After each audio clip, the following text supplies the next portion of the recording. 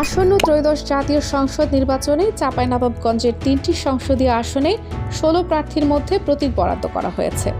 বুধবার সকাল 10:30টায় জেলা প্রশাসকের সম্মেলন কক্ষে নির্বাচনের জেলা রিটার্নিং কর্মকর্তা ও জেলা প্রশাসক মোহাম্মদ শাহাদত হোসেন মাসুদ প্রার্থী ও প্রার্থীর প্রতিনিধিদের মাঝে প্রতীক বরাদ্দ দেন।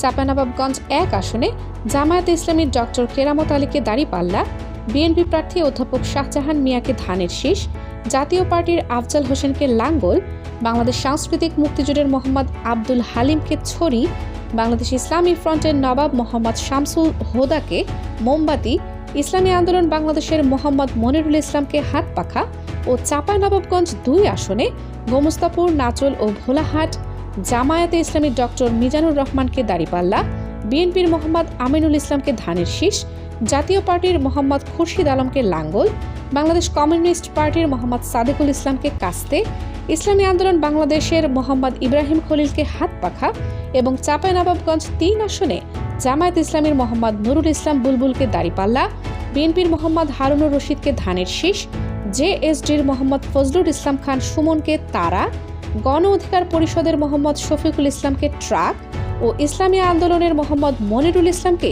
হাতপাখা বরাদ্দ দেওয়া হয়েছে। দেশ দর্পণ নিউজ, দেশের সাধারণ জনগণের সংবাদ মাধ্যম। আপনার সংবাদ এবং বিজ্ঞাপন প্রচারের জন্য যোগাযোগ করুন স্ক্রিনে দেখানো হোয়াটসঅ্যাপ নম্বরে। প্রতীক বরাদ্দ অনুষ্ঠানে নির্বাচনের রিটার্নিং কর্মকর্তা ও জেলা প্রশাসক প্রার্থীদের নির্বাচনী আচরণবিধি মেনে প্রচার চালানোর জন্য আহ্বান জানান। এর যেন কোনো ধরনের ব্যত্যয় না ঘটে। শান্তিপূর্ণ পরিবেশে নির্বাচন শেষ করার জন্য তিনি প্রার্থীদের সহযোগিতা কামনা করেন।